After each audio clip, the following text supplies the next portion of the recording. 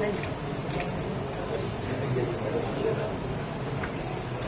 चाहे तो स्थान ग्रहण कर सकते हैं, मुझे 5 मिनट लगेंगे चेक करने में, तो आप लोग बैठ सकते हैं। मैं शपथ के लिए बुला यही बैठ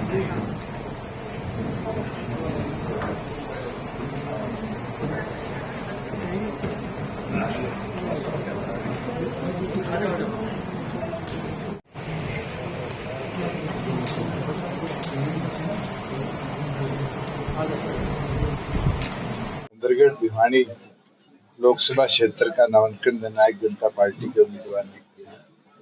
कुल 3 उम्मीदवारों के नामांकन अब तक हुए हैं। कल 3 और साथी सिरसा, कुरुक्षेत्र और अम्बाला में अपना नामांकन भरेंगे। परसों करनाल उपचुनाव और सोनीपत लोकसभा का नामांकन भरा जाएगा और 6 तारीख को रोहतक और हिसार का नामांकन जननायक जनता पार्टी के उम्मीदवार बने।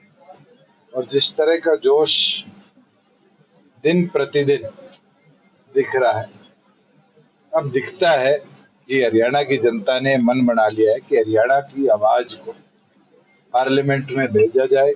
जो राष्ट्रीय पार्टियों से चिन्हित लोग गए हैं, जिस तरीके से पार्लियामेंट में एक बार भी हरियाणा के हित की बात को ना रखना, ये साफ दर्शाता है कि इस तरह के लोगों की सोच में हरियाणा के हित की समस्याओं को ना उठाकर जो हरियाणा की उम्मीद थी उसको केंद्र सरकार तक ना पहुंचाने का काम।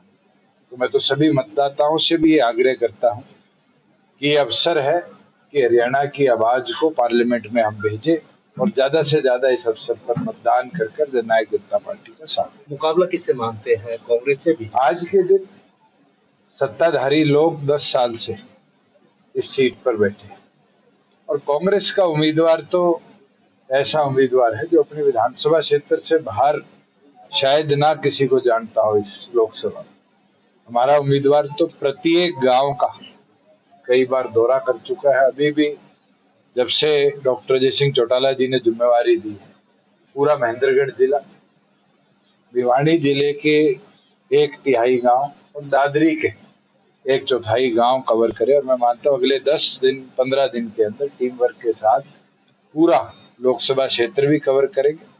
और आज ही ये निर्णय लिया है कि एक शक्ति प्रदर्शन 5 तारीख को दादरी के अंदर हम कर दिखाएंगे, जिसमें इस मोमेंटम में मुकाबले में बहादुर सिंह जी को एक तरफा बनाने का काम और जनता का समर्थन। पूर्व मुख्यमंत्री और उप मुख्यमंत्री दोनों ही आपको लेकर के जो बयान जारी कर रहे हैं, क्या मानते हैं कि मेरे साल की दोस्ती थी या मेरे ऊपर क्या प्यार है किसका, ये तो जग जाहिर है। और 4.5 साल सरकार में भी रहूंगा, आज भी रहूंगा ना। तो कभी मैंने एक कदम पीछे चलने की बोली। जहां भी कोई गलतियां मिली थी हमने इंक्वायरी भी कराई, सख्त से सख्त कदम भी उठाए और आने वाले समय में भी कहीं कोई कमी दिखेगी तो आज विपक्ष में उस आवाज को भी उठाकर दुरुस्त करवाने का काम करेंगे। आपके खिलाफ इंक्वायरी की बात की जाए, करा लीजिए जिसने करानी। मैंने तो चाहे वो रेवेन्यू की बात आई थी रजिस्ट्रियों की, उस समय भी कहा था करवाइए और करवाई।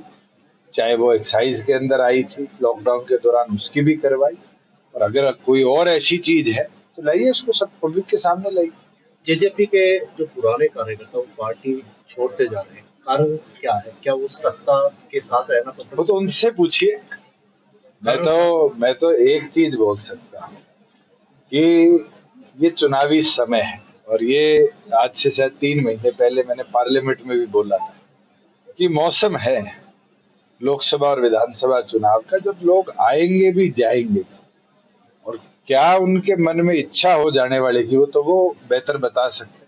सम्मान में ना तो संगठन ने उनके कोई कमी छोड़ी और सभी साथियों ने मिलकर उनका मान भी बढ़ाया। आज क्या ऐसी चीज आई कि उनको ये निर्णय लेना पड़ा। मैं तो उनको शुभकामनाएं देता हूँ भविष्य की। और हमने तो देखा है जो हमें छोड़कर गए हैं, शायद वो हमारे साथ बैठा करते थे, आज तो उनको आखिरी कुर्सी मिलती। अगर हरियाणा की बात करें तो जेजेपी का मुकाबला किससे? हरियाणा से? देखिए, सीट के ऊपर निर्भर करता है हर जगह। आज के दिन सिरसा के अंदर त्रिकोणीय मुकाबला बन रहा है। भिवानी महेंद्रगढ़ में दिन प्रतिदिन रुझान बदल रहे हैं।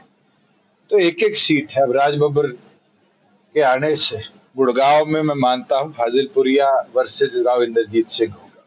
तो ये मुकाबले हैं और समय पर चुनावी मौसम पर आखिरी 10 दिन तय करते हैं कि किसकी हवा बनेगी और कौन परिवर्तन लाएगा। साथ में आए, क्या कहना चाहेंगे? मैं अपने आप में कह सकता हूँ कि आज हमें जिस प्रकार से आज का जो टाइम दे रखा था, तो हम सिर्फ 5 आदमी आकर के फार्म आज आपका नॉमिनेशन करना चाहते हैं, लेकिन जिस प्रकार का पूरी पार्लियामेंट्री में लोगों में जोश था, उनको उनके पता लगा, तो आज बिगर बुलाए मैं कह सकता हूँ कि हजारों की तादाद में गाड़ी आई और 5-7 हजार आदमी, हमने तो उनको कहा भी नहीं था, हमारा प्रोग्राम नहीं था, हमने कल कैंसिल कर दिया था परसों से, अगर हम ITI मैदान मिला था और वो सरकार ने कैंसिल कर दिया, उसके बाद में हमने प्रोग्राम भी कैंसिल कर दिया। कांग्रेस या बीजेपी किससे मुकाबला?